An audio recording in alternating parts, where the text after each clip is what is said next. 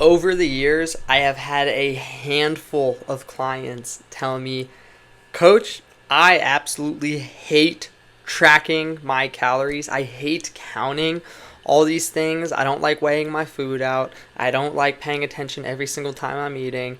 And so they ask me, hey, what loopholes can we work around so I don't have to count my calories, but I could still lose the fat? I could still lose the weight. I'm trying to lean out. I want to build this muscle, but I hate counting my calories. What the heck else can I do? And so I tell them there's a variety of things that we can actually do. And they look at me shocked like, "Oh, I thought this was like a one thing fits all method." I'm like, "No, there's actually multiple routes that we can take with this. It doesn't have to just be this." That being said, to preface this, most people should learn how to count their calories, how to track their macros, and then get to that point where you start using these cheat codes. However, if you're looking to just lose the fat, lose the weight, and you know you have the discipline to at least stick with a different strategy, this is how you would go about it. First things first, I like to call this the stopwatch method. Most of the time that we're going out to eat, we're scarfing our food down super fast. A lot of my ethnic clients, the ones who grew up in families where it's like, hey, you need to eat every single thing on your plate. And a lot of times there's a bunch of other siblings and everyone's going to get their food first. So you have to eat super fast, go back for seconds, eat fast again. So you have this habit instilled in you since you were a child, essentially, where you are eating super fast and you are not taking your time. You're going back for seconds, you're going back for thirds. You just have this pattern that you follow. And so every time you go out with friends, you go out with family, you just, right as you get your food, you order, you wait a little bit, and you scarf your food down. 5 minutes, less than 10 minutes, depending on what you ordered. And that is not serving you. That's actually not serving you whatsoever. So by using this stopwatch method, essentially, we all have phones. You're probably watching this on a phone or something. You pull out your phone, you put a timer on, you let the stopwatch start counting. Depending on the size of the meal, what you ordered, you are not allowed to finish taking your last bite of food until 10 minutes later. And then, and only then, can you actually finish your meal. So for one of my guys, today actually, what I said is, look, you're going to set this timer for 10 minutes. You can eat as much of that sub as you want, that sub sandwich as you want before that 10-minute mark, but you can't take the last bite until we hit that 10-minute mark. You can't take that last bite. So through this, it is forcing you to slow down a bit. It's almost like you're trying to make the food last a little bit more. And that way you're giving yourself time, you're giving your body time to actually become satiated and to actually feel full. So by taking slower bites, by letting yourself have enough time for your food to actually digest, it starts to hit your body a lot quicker. You don't feel as hungry 10 minutes from now than what you expected. A lot of the times what my clients will say is like, I just scarfed this food down, I ate it super, super fast, and then I thought, yeah, well, I'm still hungry, so I'm going to get more. And then they end up getting more. And then they realize by the time they scarf the next thing down, they're stuffed, they're full, to the point where they feel sick to their stomach and their guts hurting. And they're like, oh my gosh, like I shouldn't have done that. And it's the same thing every time. But we have this pattern to where it's hard to break that habit. And most people aren't even aware that they have this pattern or habit to begin with. So with the stopwatch method, you're not only slowing yourself down, but through that, you are also sipping water every 2 to 4 bites. Sipping some water. You don't have to chug your water. But what this water does, a lot of people don't realize, oftentimes they're just dehydrated and water actually fills you up a lot more. So you're not actually as hungry as you think, you're just lacking water. So by having a couple bites, sipping some water every few bites, one, that is slowing you down, that is letting that stopwatch continuously count up. And two, that water is naturally filling you up along with your meal to where you don't need to inhale and take in the extra calories. The water's doing the job for you, and then you get to have this nice meal and you can actually enjoy it, maybe talk a little bit, as opposed to just scarfing it down right away.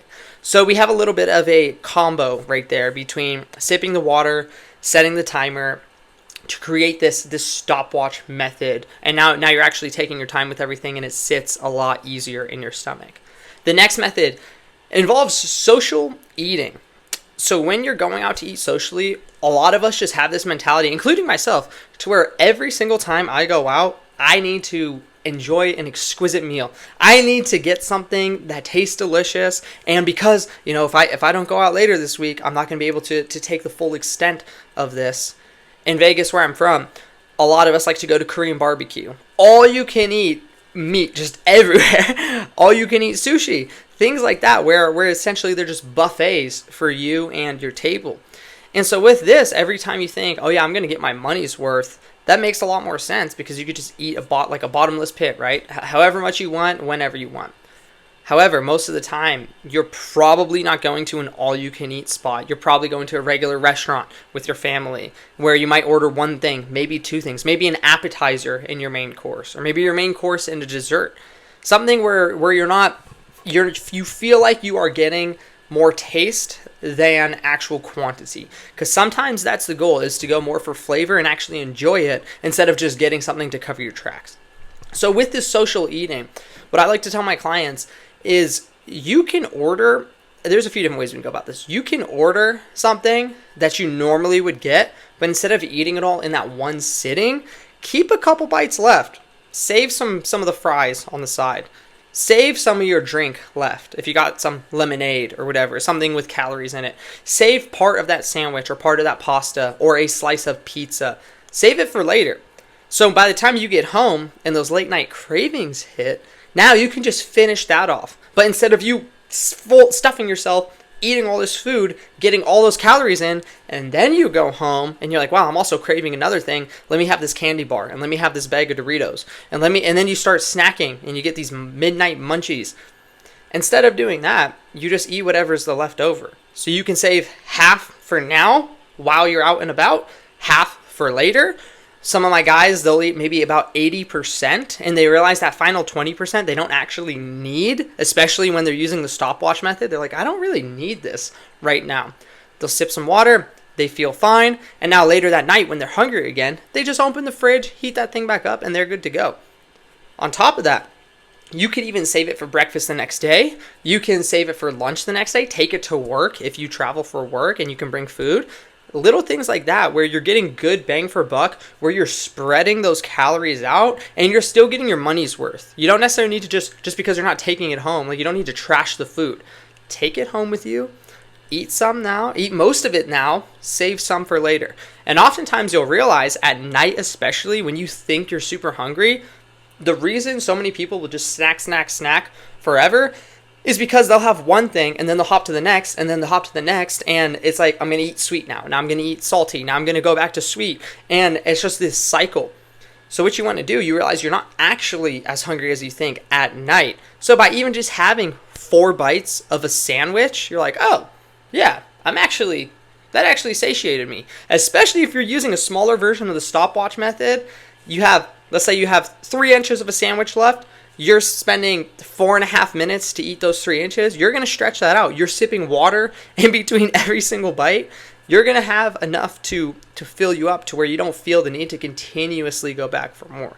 And that's a challenge that a lot of people have, is that they won't stop, and they'll just keep going until they feel the need to actually stuff themselves. And in reality, you don't need to stuff yourself, especially if you're trying to lose weight, especially if you're trying to get lean. The goal is to be disciplined in some way, shape, or form. You're going to have to maintain discipline in some way. Now, you not tracking your food is one thing, but you using these strategies makes it so we have the same effect, but you're not actually counting and using the numbers. You're more so using your day-to-day strategy, if that makes sense. So with the social eating, another part that you could do is, let's say you get a sub sandwich with a fries and a Coke. The switch now that we can make is, okay, we're going to sub out that sugary, high-calorie drink for something that's 0 sugar, maybe a Diet Coke. And then instead of fries, we can either get rid of the fries and order the 12-inch sub, or maybe we'd get a 6-inch sub and order the fries. So that way we're still balancing our calories out. And let's say you get the whole thing. I want a Diet Coke with the fries and with the sub. Now we save that second half of the sub for later. Maybe you keep a handful of fries, maybe a couple packs of ketchup next to it. So that way you're still enjoying your food, you're still having the taste, you're still eating your favorite things, but you're not front loading all those calories completely unnecessarily. We're just being way more strategic with it. There's no need to take in that many calories in one sitting when you know you're going to be hungry later that day, or you know you have to bring lunch to work the following day. Or shoot, maybe even it's your dinner the next day. You have something in the fridge ready for you. You don't have time to cook. You don't have time to eat healthy like you've been trying to eat healthy. Okay, cool. Let me just eat these leftovers. So now you're playing the calorie game and does it fit my macros game, not just, oh, I need to eat salad and lettuce leaves for the rest of my life. Because that's not sustainable and that doesn't work for everybody. So pay attention to the stopwatch method. Do the social eating methods with either controlling the portions and then saving it for later. And then the next one's going to be liquid calories. Liquid calories in the sense that every time I go get a smoothie, I get what's called a peanut butter cup. I believe there's 700 calories in that peanut butter cup. Chocolate, banana, peanut butter, whey protein powder. I'm like, oh yeah, that's healthier, right? It's got some protein in it. No, not necessarily. It might be even slightly healthier, but it also has a frick ton of calories in it. And those are things that most people aren't even aware of, is how many liquid calories they're actually drinking during the day. Coke to Diet Coke to sparkling water, things like that, things with minimal to no calories.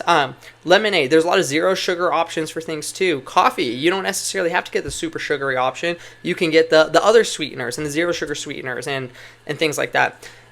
You have options. It's just a matter or not of using them and being even just educated on them. In my case, I haven't had an actual regular soda in, I think, over a decade, I think 12 years now, but I crave soda all the time. I crave that carbonated feeling. I crave just having something next to me where I could just pick up and drink. Sometimes it's just emotion. So what I did was I replaced it with sparkling water, flavored sparkling water. And what that does is that satiates my craving for the carbonation. That satiates me just having something next to me that I can sip on constantly. And I'm not gaining really any calories from it. 5 to 10 calories for the whole bottle. That's a big steal, as opposed to a few hundred from some sort of soda. So we got to be smart with it.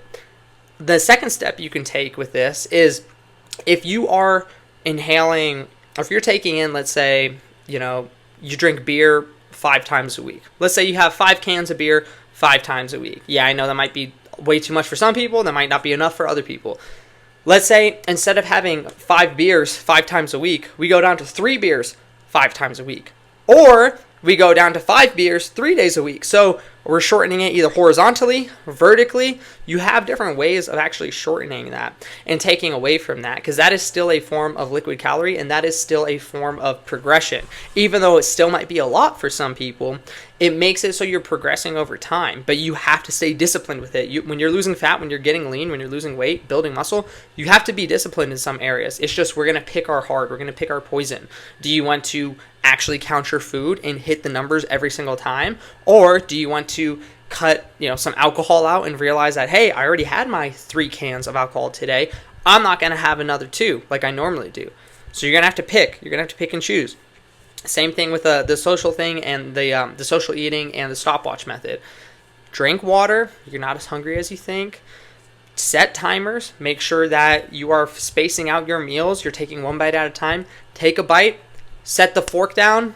And then once you're ready for your next bite, that's when you pick the fork back up. Take stuff home. Ask for to-go box. Keep drinking water. Cut out a lot of the liquid calories. That's a lot of hidden factors right there that a lot of people don't even realize. And remember that you're going to have to stay disciplined no matter what. But this helps for you to not count your calories, but you are still tracking them. You're not counting the exact numbers, but you're still tracking, you're still paying attention, and you're still being disciplined. We can't forget that. If you want to learn more methods like this, you want something that's a lot more personalized to you. You might struggle with some of these things, but really enjoy other methods. There's a one-on-one coaching application in my description down below. Feel free to fill that out. Let me know where you're at, what you're looking to achieve, and then I'll reach out to you. We can go from there. In the meantime, that's how you lose fat without counting your calories. I'll see you guys in the next one. Peace.